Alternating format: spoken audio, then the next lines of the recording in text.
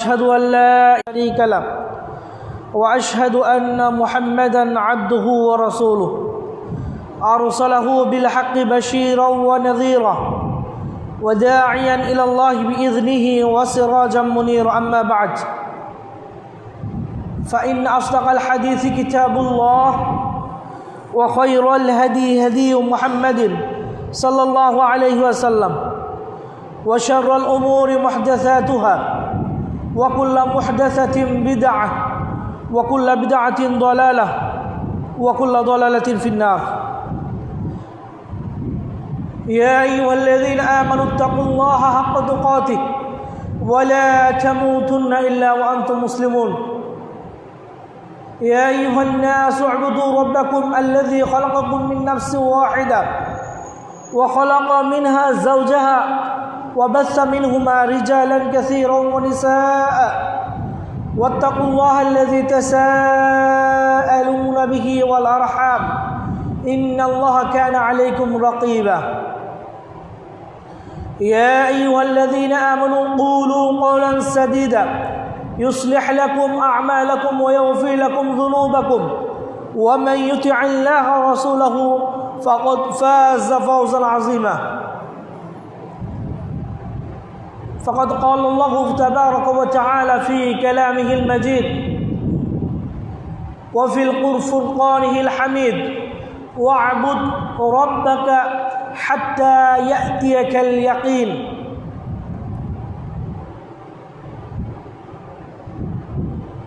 وعن أبو أيوب الأنصاري رضي الله تعالى عنه قال النبي صلى الله عليه وسلم من صام رمضان ثم أتبعها شوال 6 من الشوال فكان يصوم الدهر رواه البخاري والمسلم সমস্ত প্রশংসা সমস্ত তারিফ ও গুণগান এক অদ্বিতীয় মহান রব্বুল ইজ্জাতের জন্য যিনি আমাদেরকে পবিত্র মাহে রমজানুল মুবারক ইবাদতের একটি গুরুত্বপূর্ণ মৌসুম এই মৌসুমকে সুন্দরভাবে পালন করার পর আরেকটি ইবাদতের মৌসুমে পৌঁছানোর সুযোগ করে দিয়েছেন। আমরা সেই ইলাহ আল আলামিনের জন্য শুকরিয়া আদায় করি আলহামদুলিল্লাহ। শতকোটি দরুদ ও সালাম বর্ষিত হোক সকল নবী রসুলের উপর, বিশেষ করে সর্বকালের সর্বশ্রেষ্ঠ মানব জাতির পথ প্রদর্শক, যাকে প্রেরণ করা হয়েছিল মানবতার কল্যাণের জন্য, মানবতা পৃথিবীতে প্রতিষ্ঠা করার জন্য, সেই মহান ব্যক্তির উপর আমরা সংক্ষিপ্ত দুরূদ পাঠ করি সাল্লাল্লাহু আলাইহি ওয়াসাল্লাম। সম্মানিত দিনী ভাই, আমরা অত্যন্ত কষ্ট এবং প্রচুর শ্রম ব্যয় করে আমরা মহান আল্লাহ রব্বুল আলামিনের সন্তুষ্টি লাভের নিমিত্তে রমাদানুল মুবারকের সিয়াম সাধনা, কিয়াম, লাইলাতুল কদর, ইতিকাফ, কোরআন তেলাওয়াত, দান সাদকা, সাদকাতুল ফিতর, জিকির আজকার, এমনিভাবে অনেক সুন্দর সুন্দর আমালে সালেহ দ্বারা রমাদানুল মুবারককে অতিবাহিত করেছি। ফালিল্লাহিল হামদু ওয়াশ শুকর। মহান আল্লাহ রাব্বুল আলামিন আমাদেরকে এই সুন্দর আমল করার সুযোগ করে দিয়েছে। যেভাবে রমাদানুল মুবারক আমাদের মাঝে মেহমান হয়ে আমাদের আগিনায় আগমন করেছিল, আমরা তাকে সেভাবে সাদর সম্ভাষণ দিয়ে বরণ করে নিয়েছিলাম। ঠিক আবার বিদায় বেলায় মুমিনদের হৃদয়কে ব্যথিত করে রমাদানুল মুবারক মুমিনদের অন্তরকে ক্রন্দন করে যেভাবে সে চলে গেল, আসলেই মুমিনদের অন্তর এতে ব্যথিত, আনন্দিত নয়। কারণ এই যে একটা ইবাদতের মৌসুম আমাদের মাঝে অতিবাহিত হয়েছে, এই যে একটি সৌহার্দ্য সম্পর্ক, মানুষের মাঝে ঈমানি যে একটা বলিষ্ঠতা, এটা কিন্তু এখন চলে গিয়েছে। রমাদানুল মোবারকে মুসল্লি একরাম তারা যেভাবে মসজিদে এসে সমগত হতো, মসজিদ গম গম করত, রমজান চলে যাওয়ার সাথে সাথে সেই মুসল্লিগুলো যেন হারিয়ে গিয়েছে। মন চায় মসজিদের মাইকে সেই হারিয়ে যাওয়া ব্যক্তিদের বিজ্ঞপ্তি দিয়ে তাদেরকে আবার খোঁজে নিয়ে আসে। সম্মানিত দিনী ভাই, এই রমাদানুল মোবারক আমাদেরকে কি শিক্ষা দিয়েছে? রমাদানুল মোবারক আমাদেরকে শিক্ষা দিয়েছে ঈমানের, তাকওয়া, ধৈর্যের, বদন্যতার, দানশীলতা। রমাদানুল মোবারক আমাদেরকে শিক্ষা দিয়েছে মহান আল্লাহর কৃতজ্ঞতা প্রকাশের। এই শিক্ষাগুলো আমরা যদি আগামী 12 মাস এ থেকে প্রশিক্ষণ নিয়ে আমাদের হৃদয়ে ভিতরে যে কালিমাযুক্ত দাগগুলো ছিল, এই আমলের মাধ্যমে যেভাবে আমরা হৃদয়কে পরিষ্কার পরিস্ফুটিত করেছিলাম, আমরা আগামী 11টি মাসে আবার পুরো উদ্যমে এই রমজানের চেতনাকে ধারণ করে সামনের দিকে যদি আমরা আমাদের আমলগুলোকে নিয়ে অগ্রসর হতে পারি, তাহলে বোঝা যাবে আমাদের রমাদানুল মোবারকের এই প্রচেষ্টাগুলো কবুল হয়েছে। ইবনে রজব হাম্বলি তিনি বলেন, আমাদের পূর্ববর্তী সালাফগণ 6 মাস তারা আল্লাহর কাছে দোয়া প্রার্থনা করতেন যাতে তারা রমজানুল মোবারককে লাভ করেন, আর 6 মাস তারা রমজানুল মোবারকের কৃতিকর্ম বা আমলে সালেহগুলো আল্লাহ যাতে কবুল করে নেন, এই জন্য তারা 6 মাস আল্লাহর কাছে কাকুতি মিনতি করতেন। অথচ রমজানুল মোবারক চলে যাওয়ার সাথে সাথে শয়তান যেভাবে শৃঙ্খলাবদ্ধ ছিল, তাকে যখন উন্মুক্ত করা হলো, আবার আগের মতো আমরা পাপের দিকে ফিরে যাচ্ছি। তাহলে বোঝা যাচ্ছে যে রমজান আমাদের মাঝে কোনো পবিত্র পরিবর্তন নিয়ে আসেনি।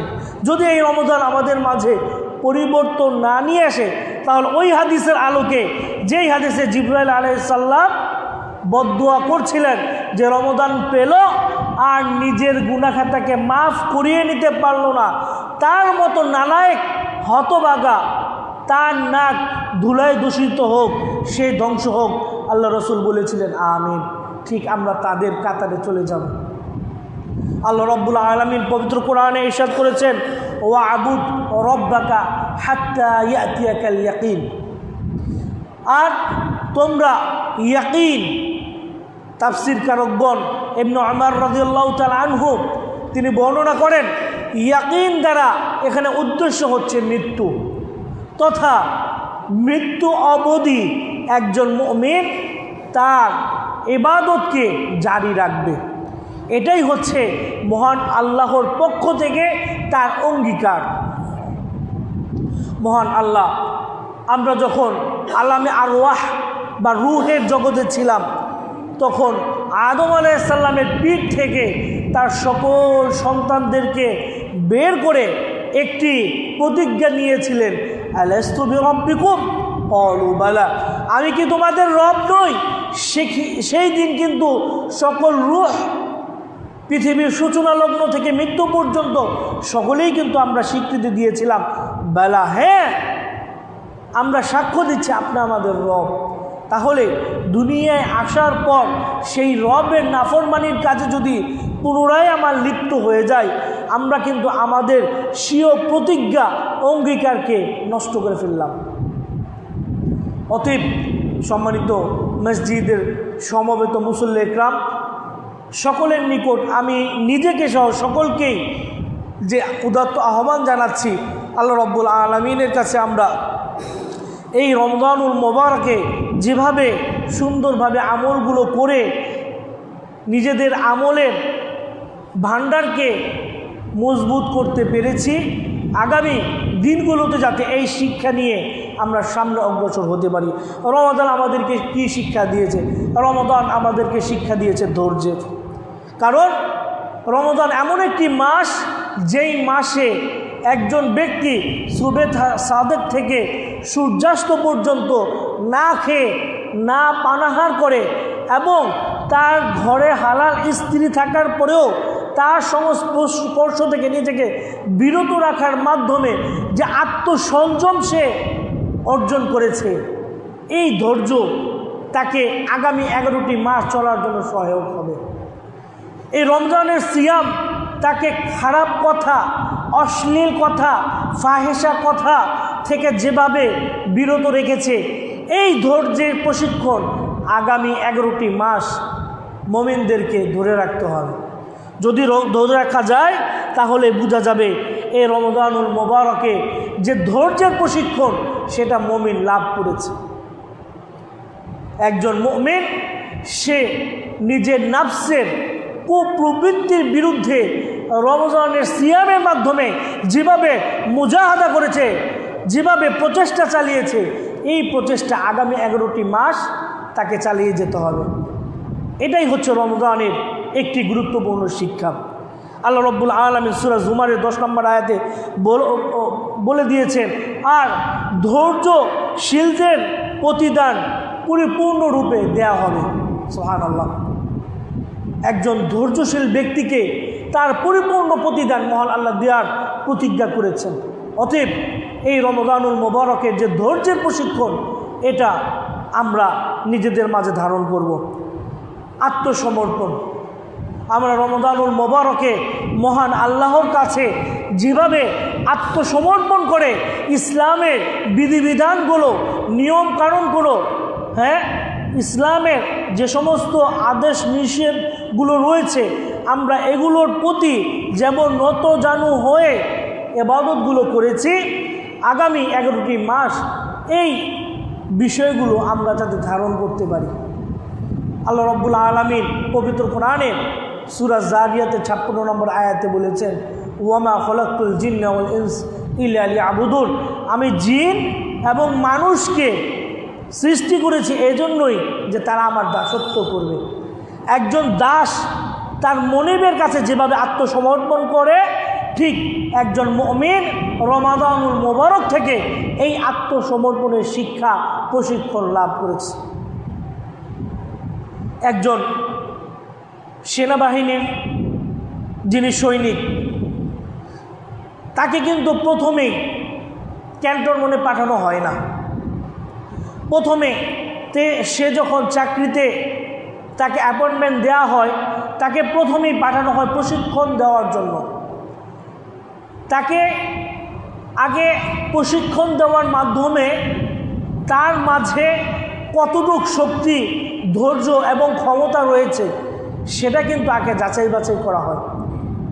এই প্রশিক্ষণগুলোতে যখন সে ভালো একটা পারফরমেন্স করে, তখন কিন্তু তাকে ক্যান্টনমেন্টে পাঠানো হয়।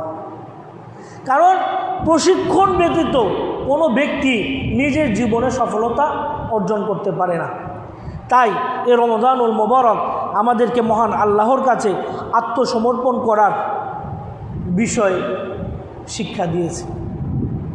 আল্লাহ রাব্বুল আলামিন পবিত্র কোরআনে বলেছেন, আল্লাহ ও তার রসুল কোনো বিষয়ে যদি তোমাদের ব্যাপারে ফায়সালা করে দেন, সেই ব্যাপারে কোনো মুমিন নারী এবং পুরুষের ইখতিয়ার নেই, স্বাধীনতা নেই যে তারা আল্লাহ এবং রসুলের বিষয়ের বিরুদ্ধাচারণ করবে। আল্লাহু আকবার। আমাদের জন্য কি ফায়সালা করা হয়েছে? একজন মুমিন মুসলিম হিসাবে আমাদের উপর আল্লাহ রাব্বুল আলামিন যে বিধিবিধানগুলো দিয়েছেন, সেই বিধিবিধানগুলো মেনে নেওয়া, এটাই হচ্ছে মহান আল্লাহর ফায়সালা। আমাদেরকে যে কাজগুলো থেকে বিরত থাকতে বলেছেন, সেই কাজগুলো থেকে বিরত থাকার মাধ্যমেই আল্লাহর ফায়সালাকে গ্রহণ করে নেওয়া, এর মাধ্যমে আল্লাহর কাছে আত্মসমর্পণ করা। রমাদানুল মোবারকের আরেকটি গুরুত্বপূর্ণ শিক্ষা হচ্ছে তাকওয়া তথা আল্লাহ ভীতি। আল্লাহ ভীতি এমন একটি মুমিনের শক্তি, যেই শক্তির যেই ক্ষমতার মাধ্যমে সে আল্লাহ রাব্বুল আলামিনের অনেক নিকটবর্তী হতে পারে। আল্লাহ তাআলা পবিত্র কোরআনে বলেছেন, ইন্নাল মুত্তাকিনা মাফাজা, নিশ্চয়ই মুত্তাকিন ব্যক্তিদের জন্যই রয়েছে মহান সফলতা। সুবহানাল্লাহ। কিসের সফলতা? দুনিয়াবী জীবনে নিরাপত্তার সফলতা, দুনিয়াবী জীবনীতে আল্লাহর দাসত্ব মেনে নেওয়ার মাধ্যমে মানুষের দাসত্ব থেকে মুক্তি লাভ করা। একজন মুমিন মুত্তাকিন ব্যক্তি তিনি তার জীবনে কখনোই এমন কাজ করতে পারে না যে কাজ আল্লাহর হক এবং বান্দার হক নষ্ট করে। কারণ মুত্তাকিনের প্রথম শর্তই হচ্ছে আল্লাহ ভীতি অর্জন করা। ওমর বিন খাত্তাব রাদিয়াল্লাহু তাআলা আনহু তিনি বলেছেন তাকওয়া, এটাকে বুঝাতে গিয়ে যখন তাকে প্রশ্ন করা হলো তাকওয়া এটা আবার কি জিনিস, তিনি বললেন, কেন তুমি কি কাঁটাযুক্ত পথে হাঁটোনি? এই কাঁটাযুক্ত পথে হাঁটার ক্ষেত্রে তুমি নিজেকে এবং নিজের পোশাককে যেভাবে সংবরণ করে সেই পথ দিয়ে হেঁটে গিয়েছো, ঠিক দুনিয়ার জীবনেও তোমাকে এভাবেই হেঁটে যেতে হবে। আর এর নামই হচ্ছে তাকওয়া। আপনার পিছনে সবসময় দুনিয়ার এই সৌন্দর্য চাকচিক্য আপনাকে দেখা হবে, আপনার সামনে একদম পরিস্ফুটিতভাবে এটাকে দৃশ্যমান করা হবে। এই চাকচিক্যর মোহে আচ্ছন্ন হয়ে গিয়ে আপনি যদি মহান আল্লাহর সে আমাদের জন্য তিনি আমাদের অনন্তকালে যে জীবন রেখে দিয়েছেন সেই জীবনের পথ থেকে আমরা বিচ্যুত হয়ে যাব। আমরা মহাকালের যেই চাকচিক্যর জীবন রয়েছে সেখানে ঢুকে যাব। আর ওই জীবনে যদি কোনো ব্যক্তি একবার ঢুকে যায় সে পুরোপুরি শয়তানের ফাঁদের মধ্যে আটকে পড়ে। আর সেই ফাঁদ থেকে বেরিয়ে আসা খুবই কঠিন, খুবই কঠিন। ইল্লা মাশা আল্লাহ, তবে আল্লাহ যাদের ব্যাপারে ইচ্ছা করেন তারা ব্যতীত। আপনারা অনেকেই দেখেছেন একজন নাট্যকার কিছুদিন আগে, সে একজন অ্যাথিস্ট ছিল, নাস্তিক ছিল এবং ভালো একজন ম্যাথমেটিশিয়ান ছিলেন। তিনি কোরআন এর ভুল ধরতে গিয়ে, আমাদের বাংলাদেশেরই কোরআনের ভুল ধরতে গিয়ে তিনি নিজেই নিজের ভুলকে সংশোধন করে কোরআনের বিধানের কাছে আত্মসমর্পণ করেছেন। সুবহানাল্লাহ। তিনি একজন গণিতবিদ, বুয়েট থেকে পড়াশোনা করেছেন, একদম সকল নাস্তিক ছিলেন। তিনি তার নাস্তিকতাকে ত্যাগ করে কোরআনের আলোকে নিজের জীবনকে আলোকিত করেছেন। কোরআনের কাছে, আল্লাহর কাছে তিনি আত্মসমর্পণ করেছেন যে এটা কোনো মানুষের তৈরি করা গ্রন্থ হতে পারে না। তাহলে আল্লাহ তাআলা এই দুনিয়ার মোহ থেকে অনেক মানুষকে কিন্তু তিনি ফিরিয়ে নিয়ে আসেন।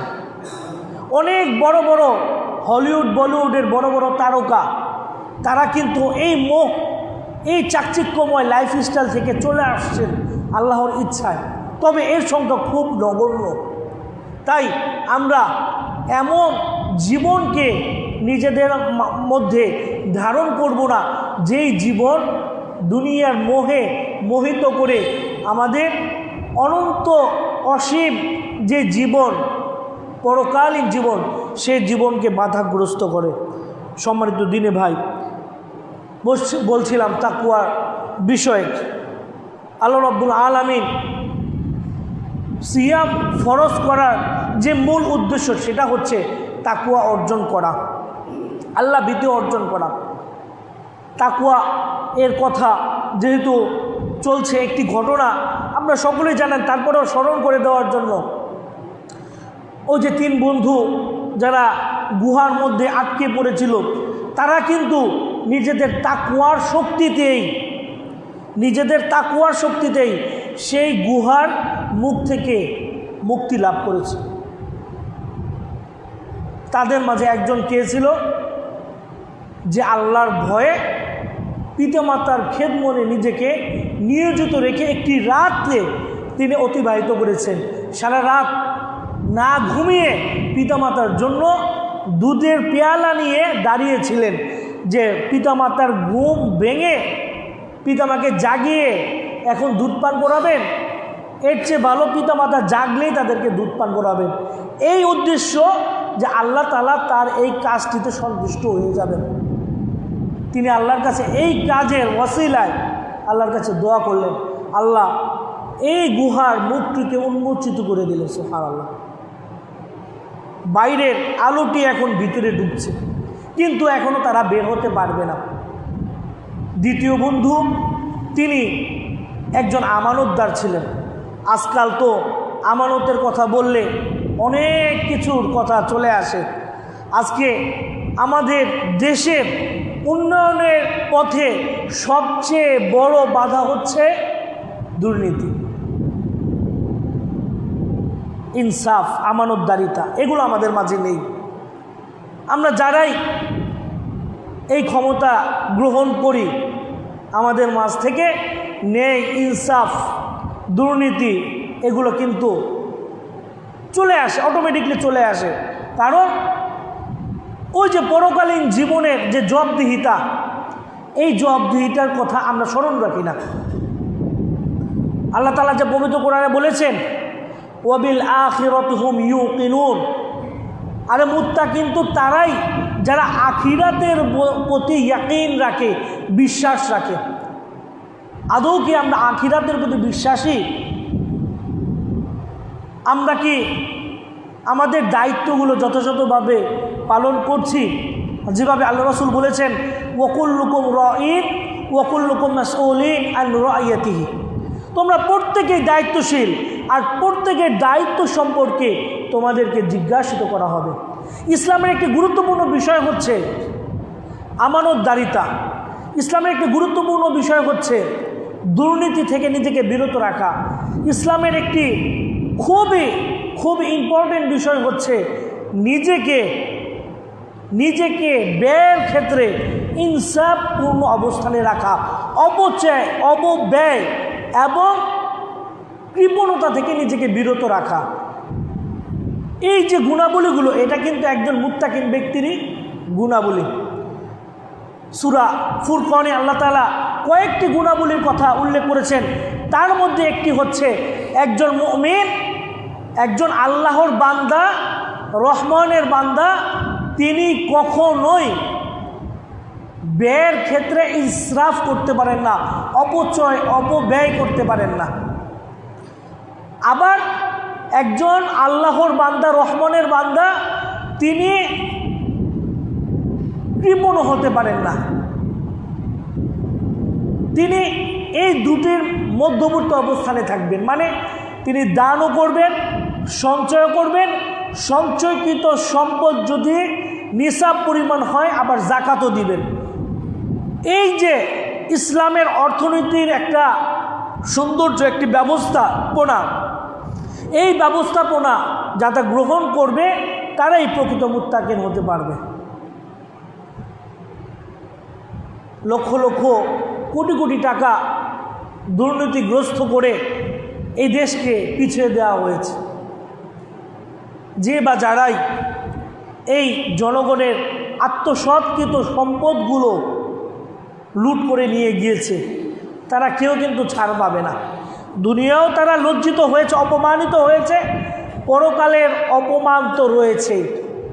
আল্লাহ রসুল বলেছেন, বেশি না, আল্লাহ রসুল একটা উদাহরণ দিয়েছেন, এই যে 1 বিঘত জায়গা, এই পরিমাণ জায়গা কেউ যদি কারো কাছ থেকে অন্যায়ভাবে, এটা ক্ষমতার দাপটেই হোক, টাকা পয়সার দাপটেই হোক, কেউ যদি জোর করে কারো কাছ থেকে 1 বিঘত সম্পদ গ্রহণ করে নেয়, তাহলে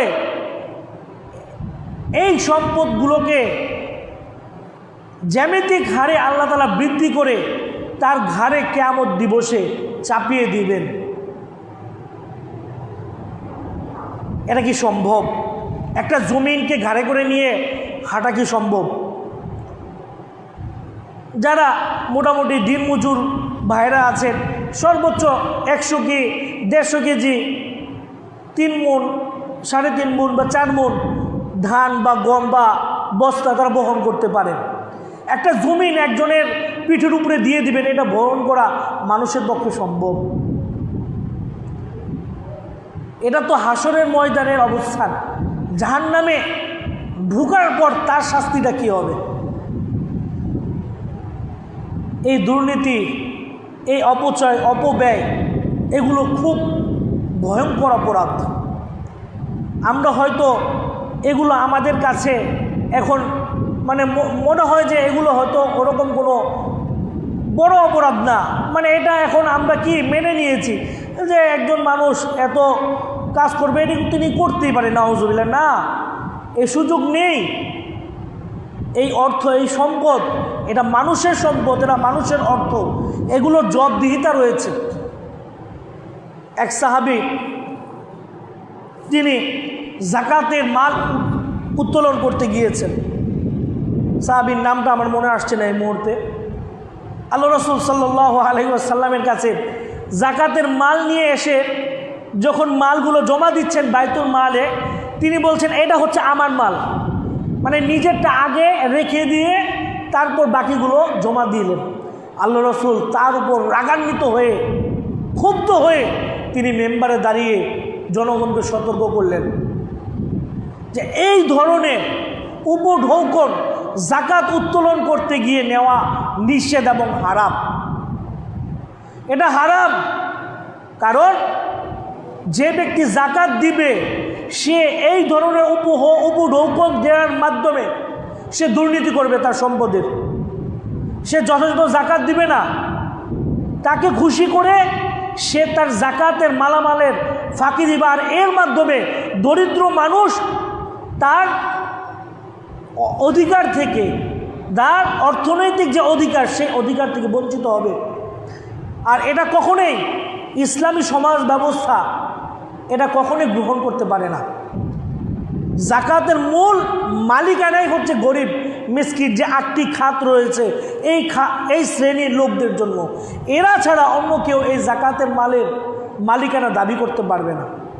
তাহলে দেখেন কতটুকু ভয়ঙ্কর কথা যে একজন মানুষ সরকারি একটা কাজ করতে গিয়েছেন, তিনি যদি ওই কাজ করতে গিয়ে কোনো ধরনের উপঢৌকন নেন, সেটা সরাসরি কি হবে? সরকারি ফি বাদ দিয়ে অতিরিক্ত যেটা গ্রহণ করা হবে সেটাই কিন্তু দুর্নীতিগ্রস্ত টাকা, দুর্নীতিগ্রস্ত সম্পদ। এটা জায়েজ হবে না, এটা হালাল হবে না, অবশ্যই এটা হারাম। তাই এই বিষয়গুলো আমাদের খেয়াল রাখতে হবে, কারণ একজন যেভাবে খেয়াল রাখবে বান্দার হকের প্রতি তদ্রূপ তার দৃষ্টি নিক্ষেপ করতে হবে। সে আল্লাহর হককে যেভাবে রক্ষা করবে, বান্দার হককেও সে রক্ষা করবে। হকুল্লাহ, হকুল ইবাদ সে যদি যথাযথভাবে রক্ষণাবেক্ষণ করতে পারে, তাহলেই সে একজন প্রকৃত মুত্তাকিন ব্যক্তি বলে গণ্য হবে। বলছিলাম 3 বন্ধুর, প্রথম বন্ধুর কথা।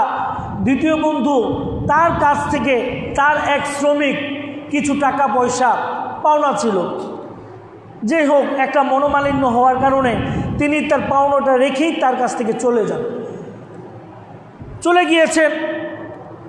অনেক দিন পর এসে তার মালিকের কাছে তার পাওনা চাচ্ছেন। মালিক বললেন, ওই যে ওখানে একটা ছাগলের পাল বা ভেড়ার পাল বা উটের পাল, বিভিন্ন হাদিসে বিভিন্ন রেওয়ায়াত রয়েছে, আল্লাহু আলাম, তো ওখানে ওই পালটি তুমি নিয়ে যাও। লোকটি বলে যে আপনি আমার সাথে কি মশকরা করেন?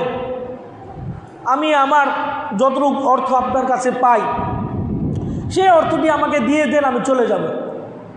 সে ব্যক্তি বললেন যে দেখো ভাই, তোমার অর্থগুলো আমি ইনভেস্ট করেছিলাম আমার ব্যবসায়। দেখেন, এটা কিন্তু তার ব্যবসার সাথে ইনভেস্ট করেছে, কিন্তু এ থেকে তিনি 1 পয়সা লভ্যাংশ গ্রহণ করেননি। এই ইনভেস্টমেন্টটা ছিল তার পরকালের ইনভেস্টমেন্ট, দুনিয়াবি কোনো ইনভেস্টমেন্ট ছিল না। আমি আপনাকে তাকওয়া বুঝাচ্ছি যে তার কাছে তার একজন শ্রমিকের কিছু সম্পদ ছিল, আর তিনি এই সম্পদগুলোকে ইনভেস্ট করেছেন। তিনি যে কৃষিকাজ করতেন, ফার্ম করতেন, ওই ফার্মের একটা সেক্টরে তিনি কিছু গবাদি পশু, এটা ছাগল হতে পারে, উটও হতে পারে। তিনি বলছেন যে ওই পালগুলো তোমার, ওগুলো তুমি নিয়ে যাও। সেই ব্যক্তি দ্বিতীয়বার কোনো কথা বললেন না, তিনি সেগুলো নিয়ে চলে গেলেন। সুবহানাল্লাহ। এর নাম হচ্ছে আমানতদারিতা। এর নাম কি? আমানতদারিতা। এটা খুব গুরুত্বপূর্ণ জিনিস। একজন ব্যক্তি আপনার কাছে কিছু টাকা রাখতে দিয়েছে, হয়তো তার ওরকমভাবে রাখার জায়গা নাই, ব্যাঙ্ক অ্যাকাউন্ট খুলতে যাবে হয়তো ওরকম তার শিক্ষা নাই, হ্যাঁ, অক্ষর জ্ঞান সম্পূর্ণ মানুষ না, অক্ষর জ্ঞান শূন্য মানুষ। তিনি রাখতে দিয়েছেন কিছু টাকা, তিনি সঞ্চয় করেছেন। আপনি কি করলেন? সেই টাকাটি খরচ করে ফেললেন। তিনি চাচ্ছেন, আপনি দিচ্ছেন না, কাল বিলম্ব করছেন, আজকে দিচ্ছি, কালকে দিচ্ছি, আজকে দিচ্ছি। এটা ঠিক না, এটা আমানতদারিতা না। আপনি খেয়ানতকারীদের অন্তর্ভুক্ত হয়ে যাবেন, আমি খেয়ানতকারীদের অন্তর্ভুক্ত হয়ে যাব। অতএব আমাদের এই বিষয়গুলো ইসলামে খুব গুরুত্ব দিয়েছেন। আমানতের খেয়ানতকারীদের কিয়ামত দিবসে ভয়ঙ্কর শাস্তি দেওয়া হবে। যারা আমানতের খেয়ানত করে, আল্লাহ রাসূল বলছেন এরা আমাদের দলভুক্ত না। আর আল্লাহ রাসূলের দলভুক্ত না হলে তার স্থান কোথায় হবে? জান্নাত না জাহান্নাম? একদিন আল্লাহ রাসূল সাল্লাল্লাহু আলাইহি ওয়াসাল্লাম সাহাবীদের সমবেত হয়ে সকলের উদ্দেশ্যে বললেন, আতাদরুন মানিল মুফলিস? তোমরা কি জানো মুফলিস কোন ব্যক্তি? ফুলুস, আরবিতে ফুলুস বলা হয় সম্পদ, টাকা পয়সাকে। হ্যাঁ, আরবরা অনেকেই বলেন মাফি ফুলুস মা বিশাই, টাকা পয়সা নাই, তোর কিচ্ছু নেই, খালি বেল্লি। যারা সৌদি আরবে গিয়েছেন তারা জানেন যে মানিল মুফলিস, মুফলিস কারা তোমরা কি জানো? সাহাবীরা বললেন যে আমরা তো জানি যার টাকা পয়সা নাই, গরিব মিসকিন, তারাই মুফলিস। আল্লাহ রাসূল বললেন যে না, মুফলিস ওই ব্যক্তি যে কিয়ামত দিবসে ভুরি ভুরি আমল নিয়ে আল্লাহর সামনে দাঁড়াবেন, আর এই আমলগুলো তার কাছ থেকে নিয়ে নেওয়া হবে। যখন তার আমল শেষ হয়ে যাবে, তখন তার পাওনাদারদের কাছ থেকে গুনাহগুলো তার আমল নামায় যুক্ত করা হবে। এভাবে গুনার ভর বহন করতে করতে একসময় সে মুফলিস হয়ে যাবে, মানে আমল শূন্য হয়ে যাবে এবং পরের পাপগুলো সে বহন করতে থাকবে। এটা কিভাবে? একজন ব্যক্তি তার কাছ থেকে ব্যবসার কথা বলে তার সাথে ব্যবসা করা হয়েছে, কিন্তু যে কোনো একটা ছলে বলে কৌশলে তার ব্যবসার টাকাটি মেরে দেওয়া হলো। তো মেরে দিয়ে তো তিনি একটু আরাম আয়েশ সুখ স্বাচ্ছন্দ্য বোধ করে জীবনযাপন কাটতেছেন। তিনি মনে করতেছেন তার জীবন তো কেটেই গেল। মনে রাখবেন, আপনার জীবন কেটে গেলেও আপনার আগত যে সমস্ত জেনারেশন, তারা একদিন ভিক্ষুক হবেই, তারা একদিন ভিক্ষুক হবেই। কারণ আত্মসাৎকৃত মাল, ধোঁকাবাজির মাল, সেটা কখনোই বরকত থাকে না, কখনোই বরকত থাকে না। আর কিয়ামত দিবসে এই ব্যক্তি যখন তার হজগুলো নিয়ে, তার ওমরাগুলো নিয়ে, তার তাহাজ্জুদগুলো নিয়ে আল্লাহর সামনে দাঁড়াবেন, তখন ওই যে পাওনাদার ব্যক্তিগুলো যাদের কাছে ধোঁকা দিয়ে, প্রতারণা করে, ব্যবসায় ধোঁকাবাজি করে, উল্টা পুল্টা বুঝ দিয়ে তার কাছ থেকে তার সম্পদগুলো হাতিয়ে নেওয়া হয়েছে, এই ব্যক্তিকে সেদিন আমলনামা থেকে আমলনামা দিয়ে তারপর পার হতে হবে। এখন আমলনামা, আমার হজ, উমরা, তাহাজ্জুদ সব শেষ, এখন কোনো আমলনামা নেই। এখন কি করতে হবে? ওই ব্যক্তির যে গুনাহগুলো রয়েছে, সেই গুনাহগুলো আমাকে দিয়ে তার গুনার ভার আমার ঘাড়ে দেওয়া হবে।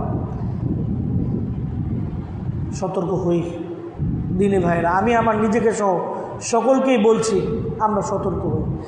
এই যে আজকে দুর্নীতিগ্রস্ত বাংলাদেশ হওয়ার পিছনে কিন্তু এই বিষয়গুলোই আমাদের সামনের দিকে অগ্রসর হওয়ার পিছনে প্রতিবন্ধকতা সৃষ্টি করছে। আমরা পরকালীন ভীতি যে একটা রয়েছে, পরকালের যে একটা ভয়, সেই ভয়টি আমাদের মাঝে এখন আর নেই। আমাদের যে আল্লাহর সামনে দাঁড়াতে হবে, দাঁড়িয়ে যে আমাদের জীবনের হিসাব দিতে হবে, সেই ভয় কিন্তু আমাদের মাঝে নেই। যার দরুন যে যার মতো যেভাবে যে পারছি ব্যবসায়িকরা ব্যবসায়িক সিন্ডিকেট করে জনগণের সম্পদ হাতিয়ে নিচ্ছে। রমজানের 10 দিন সবজি ব্যবসায়ীদের রমরমা ব্যবসা হয়ে গিয়েছে। দ্বিতীয় 10 দিন যারা অন্যান্য ব্যবসায়ী রয়েছেন তাদের ভালো ব্যবসা হয়েছে। শেষের 10 দিন যারা বিভিন্ন বিনতি মার্কেট বা পোশাক বিক্রি করেন তাদের ব্যবসা হয়ে গিয়েছে। যেখানে একটা জিনিস অন্যান্য মাসে 5 টাকা দাম, সেটাকে 10 টাকা, 15 টাকা, 20 টাকাও বিক্রি করা হয়েছে। এগুলো আসলে ঠিক না। অন্যান্য দেশে রমজানে বিভিন্ন ধরনের ছাড় দিয়ে থাকে, আর আমরা দ্বিগুণ করি, দ্বিগুণ, 4 গুণ 5 গুণ করে পণ্যকে বিক্রি করি। মজুরজাত করে সমাজের ভিতরে, বাজারের ভিতরে সিন্ডিকেট তৈরি করে সম্পদ, দ্রব্য, পণ্য এগুলোকে মজুত করে রেখে পরবর্তীতে বাড়তি দামে বিক্রি করি। যারা এই ধরনের কাজ করে কিয়ামত দিবসে ভয়ঙ্কর শাস্তির সম্মুখীন হতে হবে। হ্যাঁ, একজন ব্যক্তি তার জীবনটা, দুনিয়ার জীবনে কখনোই সে কষ্ট দেখে নাই। মানে তার দুনিয়াটা এমন ছিল যে দুনিয়াটাই তার জন্য জান্নাত ছিল। এত ভুরি ভুরি সম্পদ, এত ভুরি ভুরি সিকিউরিটি গার্ড, এত সুন্দর লাইফস্টাইল, লাক্সারিয়াস জীবনযাপন, মানে তার জীবনে কখনো অভাব কি, কষ্ট কি, কোনো কিছুই তাকে স্পর্শ করে নেই। এমন একজন ব্যক্তিকে কিয়ামত দিবসে 1 মুহূর্ত, মানে 1 সেকেন্ডের চেয়েও কম সময় শুধুমাত্র জাহান্নামে ঢুকাবে আর বের করবেন মহান আল্লাহ। তখন সেই ব্যক্তি তার জীবনের এতদিনের যে সুন্দর জীবন ধারণ, সব কিছুর কথা সে মুহূর্তে ভুলে যাবে। আল্লাহু আকবার! কতটা ভয়ঙ্কর জাহান্নাম, কতটা ভয়ঙ্কর জাহান্নাম। এমনও জাহান্নাম রয়েছে যেটাকে ধরে রাখার জন্য 70,000 শিকলবদ্ধ ফেরেশতা সেটাকে ধরে রাখতে পারবে না, এত ভয়ঙ্কর অবস্থা হবে। জাহান্নামের আগুন এমন যে এক অংশ আরেক অংশকে খেয়ে ফেলছে। সে নিজের ধারণ ক্ষমতা এতটাই বেশি, সে নিজেকে নিজে কন্ট্রোল করতে পারে না, সহ্য করতে পারে না। কিয়ামত দিবসে বড় বড় জাহান্নামীদেরকে, ফেরাউনের মতো, নামরুদের মতো যে সমস্ত বড় বড় আসামি রয়েছে, এদেরকে দিয়ে যখন জাহান্নামকে পরিপূর্ণ করা হবে এবং জান্নাতীদেরকে জান্নাতে দেওয়া হবে, এরপর একটি দুম্বা জাতীয় বা মেষ জাতীয় প্রাণীকে এনে জবাই করে দেওয়ার মাধ্যমে মৃত্যুকে চিরতরে শেষ করে দেওয়া হবে। মানে এখন থেকে কেউ আর মারা যাবে না। লা ইয়ামুতু ফিহা ওয়ালা ইয়াহইয়া। মৃত্যুকে একটা দুম্বুর আকৃতি দিবেন আল্লাহ, বা একটা ছাগলের আকৃতি দিবেন, বা একটা মেষের আকৃতি দিবেন, এর মাধ্যমে মৃত্যুকে চিরতরে শেষ করে দিবেন মহান আল্লাহ রাব্বুল আলামিন। এরপর যারা জাহান্নামী জাহান্নামী থাকবে, যারা জান্নাতি জান্নাতি থাকবে। তখন জাহান্নাম আল্লাহর কাছে বলবে, হাল মিন মাজিদ, আরও কিছু অতিরিক্ত রয়েছে। আল্লাহ রাব্বুল আলামিন সুবহানাহু ওয়া তাআলা তার পাটি জাহান্নামের ভিতরে ঢুকিয়ে দিবেন। জাহান্নাম বলবে, কত কত, যথেষ্ট হয়ে গেছে, যথেষ্ট হয়ে গেছে। কতটা ভয়ঙ্কর জাহান্নাম! সুবহানাল্লাহি ওয়া বিহামদিহি, সুবহানাল্লাহিল আযীম।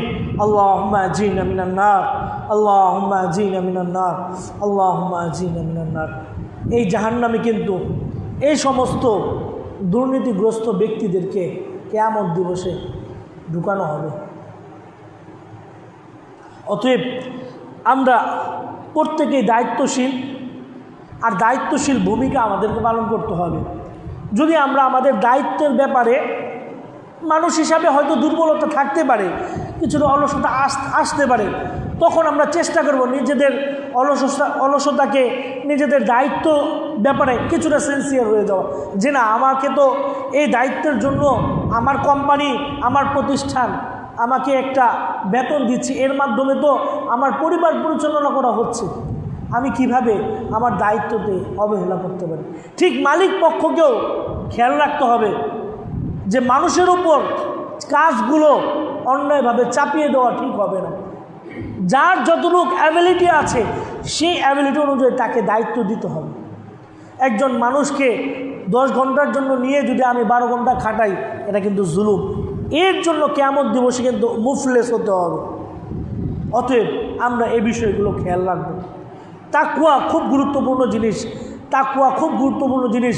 তাকওয়ার মানদণ্ডেই একজন ব্যক্তি কিয়ামত দিবসে জান্নাতুল ফিরদৌস লাভ করবে। কিসের মানদণ্ডে? তাকওয়ার মানদণ্ডে। আর তাকওয়ার মানদণ্ডেই একজন মানুষ সর্বনিম্ন জান্নাত লাভ করবে। কিন্তু আরেক ব্যক্তি যার কথা আমরা আলোচনা করছিলাম, তার কি অপরাধ ছিল, তার কি ভালো কাজ ছিল? তার একজন চাচাতো বোন ছিল, যেই চাচাতো বোনের সাথে সে নিজের কুপ্রবৃত্তির খায়েশা মিটানোর জন্য কুপ্রস্তাব দিয়েছিল। অর্থভাবে চাচাতো বোন তার কাছে কিছু টাকা ধার চেয়েছিল। তার বাবা বয়োবৃদ্ধ, কাজ কাম করতে পারে না, পরিবার পরিচালনা করতে পারে না, তাই তার ভাইয়ের সম্পদ থেকে কিছু সম্পদ চেয়েছিল পরিবারকে পরিচালনার জন্য। কিন্তু সুযোগ সন্ধানী ভাই কুপ্রস্তাব দিয়ে তার নিজের পুরুষত্বকে নষ্ট করতে চেয়েছে। যাই হোক, অভাবের তাড়নায় তার বোনটি তার কাছে তার প্রস্তাবে রাজি হয়। উভয়ে যখন একত্রিত হয়ে মিলিত হবে, তখন তার বোন এমন একটা পরিস্থিতিতে তাকে একটা শব্দ বলে, ইয়া আব্দাল্লাহ ইত্তাকিল্লাহ, হে আল্লাহর বান্দা, তুমি আল্লাহকে ভয় করো। এই যে একটা বাক্য, ইত্তাকিল্লাহ, তুমি আল্লাহকে ভয় করো, এই শব্দটি তার হৃদয়ের মাঝে কাঁপুনি সৃষ্টি করে দিয়েছে। সাথে সাথে সে নিজেকে সংযত করে তার সেই অবস্থান থেকে, সেই পরিস্থিতি থেকে, যেই পরিস্থিতিকে সংবরণ করা খুবই কঠিন, সেই পরিস্থিতি থেকে নিজেকে গুটিয়ে নিয়ে সে নিজেকে হেফাজত করল। সাথে সাথে সে তার বোনকে যা চেয়েছিল তাকে তা কোনো ধরনের বিনিময় ছাড়াই দিয়ে দিল। সুবহানাল্লাহ। আল্লাহর কাছে যখন তারা তার এই আমলে সলে দিয়ে দোয়া করল, পাহাড়ের মুখের সামনে সম্মুখে যে পাথরটা ছিল, পাথরটি কিন্তু সরে গেল। সুবহানাল্লাহ। আমরা তাকওয়া, আল্লাহ ভীতি বুঝাতে গিয়ে আপনাদেরকে এই ঘটনাটি উল্লেখ করলাম। তাহলে এখানে 3টি বিষয় আমাদের উল্লেখযোগ্য। এই 3টি আমল অত্যন্ত গুরুত্বপূর্ণ। 1 নম্বর কি? পিতামাতার খেদমত করা, আনুগত্য করা, তাদেরকে কষ্ট না দেওয়া। পিতামাতা হয়তো সব সন্তানকে সমানভাবে দেখেন না, আল্লাহ রসুলের যুগেও এমনটা ছিল, এখনও আছে, কিয়ামতের আগ পর্যন্ত থাকবে। কিন্তু আমাদের সন্তান হিসাবে দায়িত্ব কি? আমাদের হকগুলো তাদেরকে পরিপূর্ণ দেওয়ার চেষ্টা করা।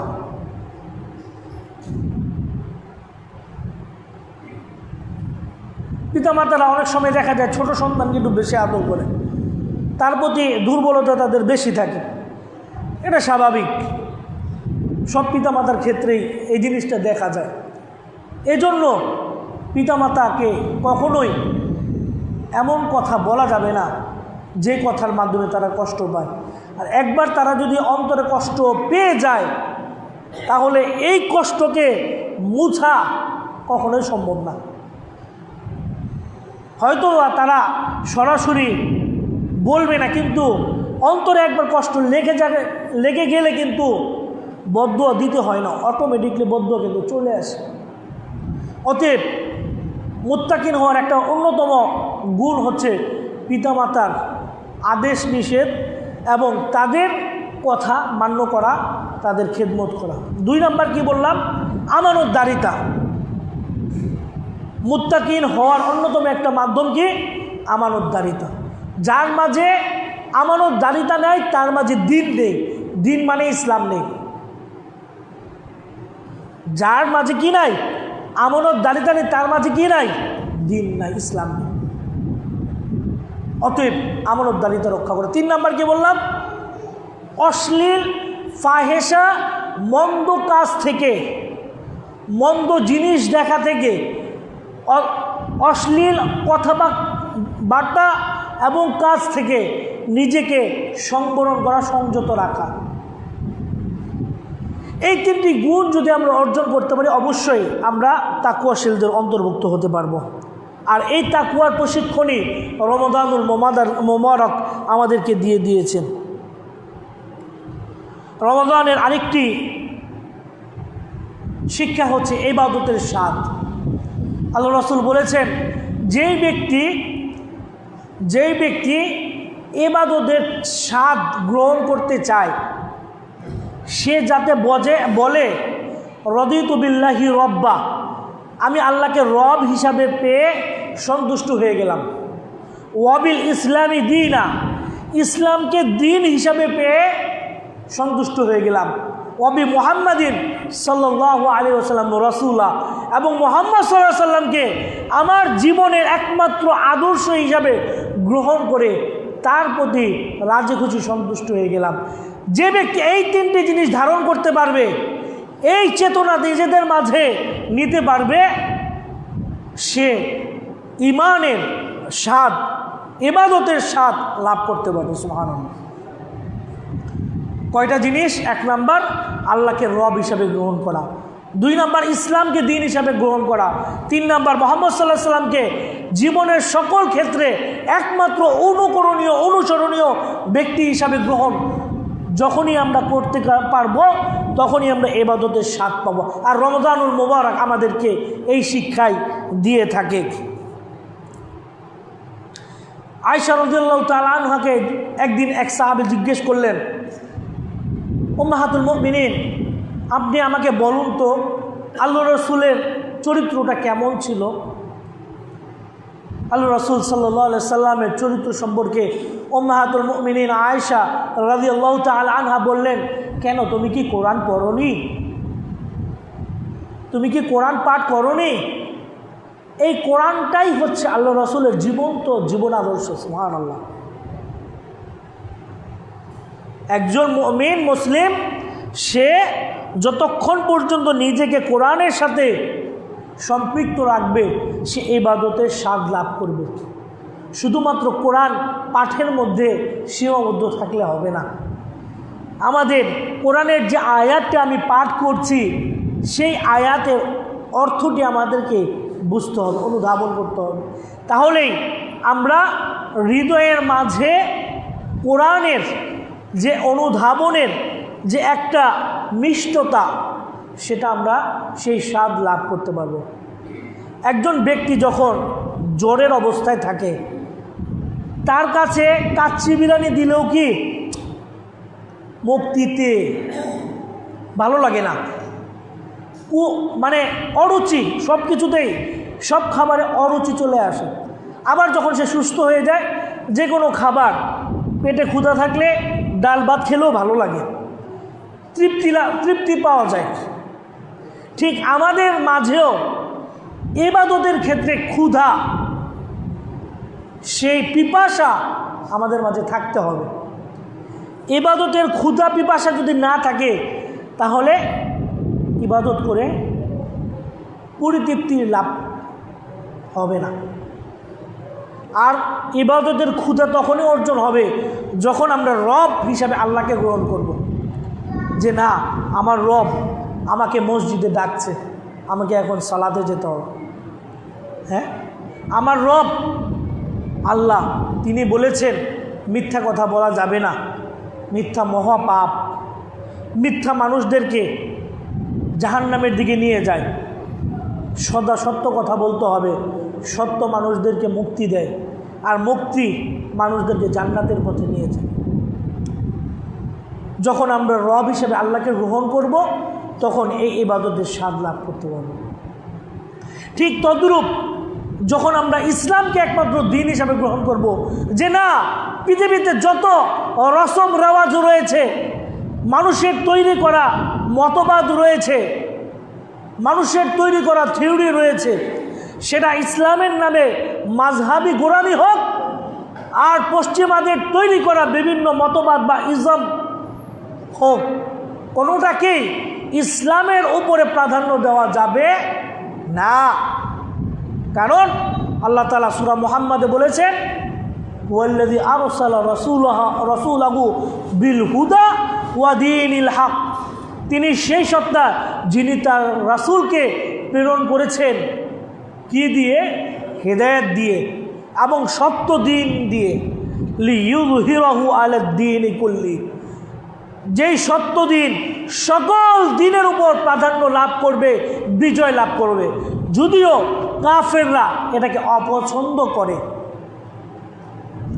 বর্তমান পৃথিবীতে ইউরোপিয়ান বলেন আর আমেরিকান বলেন বা পশ্চিমা সভ্যতার জন্য সবচেয়ে বড় হুমকি হচ্ছে ইসলাম।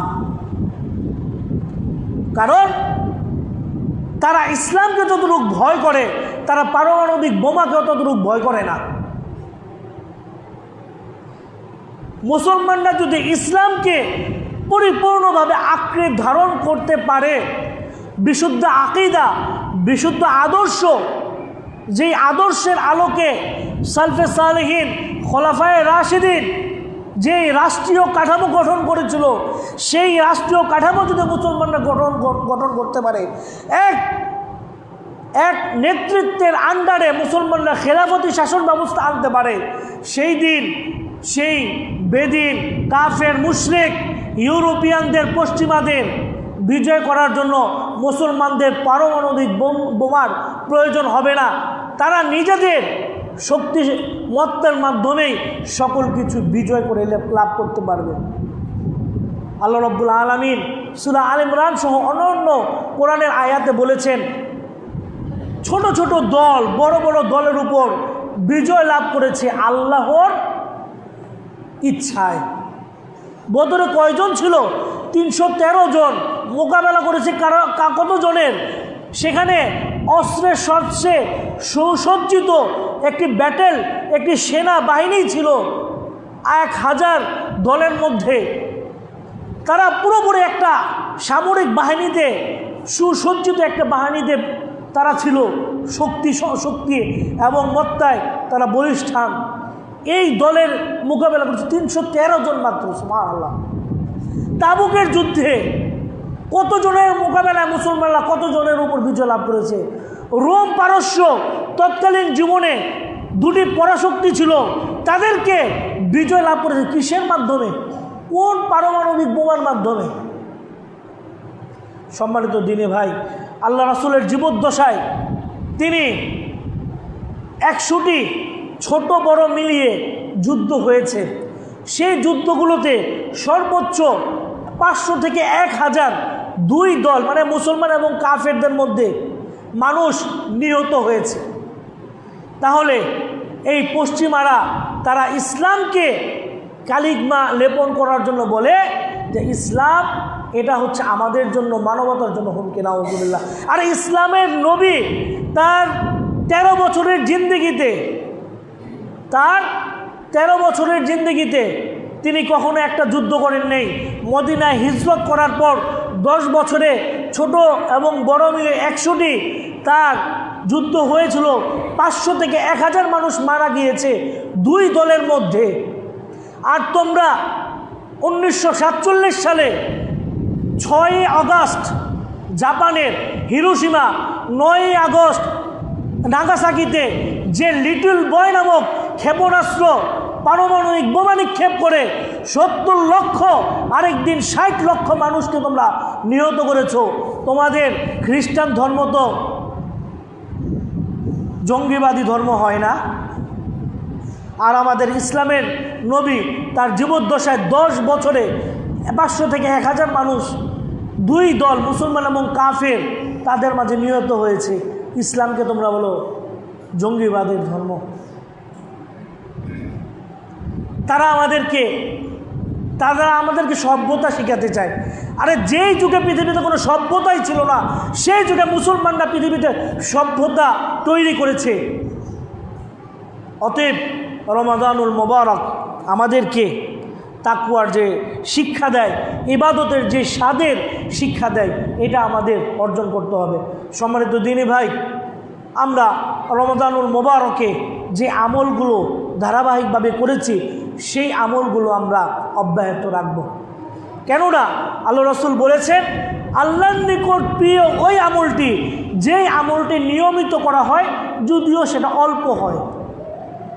আমরা প্রতি রাতে 11 রাকাত না পড়তে পারি, অন্তত পক্ষে যদি মনে করি যে ঘুম থেকে উঠতে পারবো না, 2 রাকাত তাহাজ্জুদের নিয়তে নামাজ পড়ে বেতের পরে তারপরে ঘুমিয়ে যাব, অ্যালার্ম দিয়ে রাখবো, ফজরের সময় উঠবো। যদি আগে উঠতে পারি আবার 2 রাকাত সালাত আদায় করবো। এই যে রমজানের ধারাবাহিকতা, এটা কিন্তু অব্যাহত থাকবে। রমজানে যারা কোরআন খতম করেছি, আমরা এই কোরআন খতমকে প্রতিদিন 1 পৃষ্ঠা পড়েন, না পারেন অর্ধেক পৃষ্ঠা পড়েন, না পারেন শুধুমাত্র আমপারের সূরাগুলো পড়েন, অর্থসহ পড়েন, বুঝার চেষ্টা করেন। এই কোরআন পড়াটাকে নিয়মিত জারি রাখবেন। রমজানে যারা অধিক পরিমাণ দান সৎকার করেছি, আমরা চেষ্টা করব প্রতিদিন কমপক্ষে 5 থেকে 10 টাকা করে দান করার জন্য। এই দান আপনাদের পিতামাতা জন্য করেন, তাদের কবরের আযাবকে মাফ করে দিবেন। নিজেদের জন্য করবেন, আল্লাহ তাআলার রাগকে দমিয়ে দেওয়া হবে আপনার দানের মাধ্যমে। সুবহানাল্লাহ। এমনিভাবে যে ভালো কাজগুলো আমরা করেছি, এই ভালো কাজগুলো আমরা 11টি মাস এই ভালো কাজগুলো জারি রাখবো। আল্লাহ রাব্বুল আলামিন আমাদের সেই তৌফিক দান করুক। আমিন সুম্মা আমিন। হাযা মা ইনদি ওয়া ইলমু ইনদাল্লাহ। আস্তাগফিরুল্লাহ ওয়া লিসাইরিল মুসলিমিন।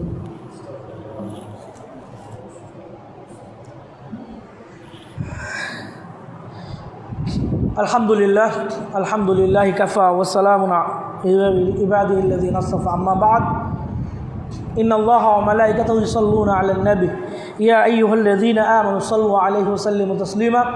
আল্লাহুম্মা সাল্লি আলা মুহাম্মাদ ওয়া আলা আলি মুহাম্মাদ কামা সাল্লাইতা আলা ইব্রাহিম ওয়া আলা আলি ইব্রাহিম ইন্নাকা হামিদুম মাজিদ। আল্লাহুম্মা বারিক আলা মুহাম্মাদ ওয়া আলা আলি মুহাম্মাদ কামা বারাকতা আলা ইব্রাহিম ওয়া আলা আলি ইব্রাহিম ইন্নাকা হামিদুম মাজিদ।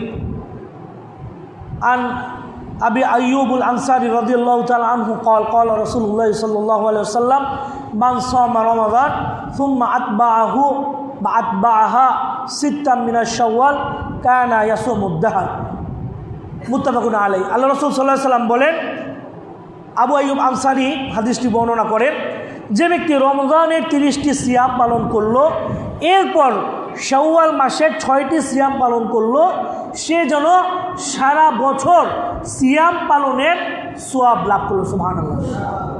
30টি তিনি বলেন, আবু আইয়ুব আনসারী বলেন, 30টি রমজানের সিয়ামের ফজিলত হচ্ছে 10 মাস, আর 6টি সিয়ামের ফজিলত হচ্ছে 2 মাস, এই হচ্ছে 12 মাস। এই টোটাল 1 বছর সিয়াম পালনে করলে যে সওয়াব, শাওয়ালের 6টি সিয়াম পালন করলে সমান সওয়াব আমরা লাভ করতে পারবো।